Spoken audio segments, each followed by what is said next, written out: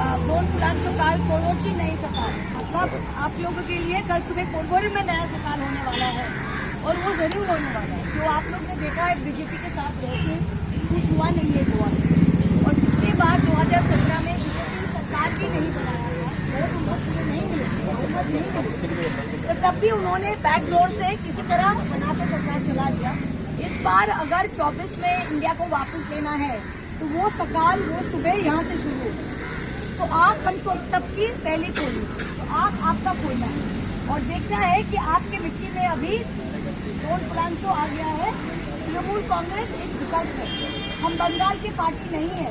BJP Nagpur का party हो सकता है, कांग्रेस दिल्ली का पार्टी हो सकता है, तो हम क्यों बंगाल पार्टी बोल रहे हैं? हम लोग बंगाली आके यहाँ पे नहीं खड़े होंगे, गोवा के जो लोग हैं वही हमारा सिंबल में, हमारा प्लेटफॉर्म में खड़ा होगा। ये गोवा का ही आदमियों का ही पार्टी है, हम लोग का नहीं है।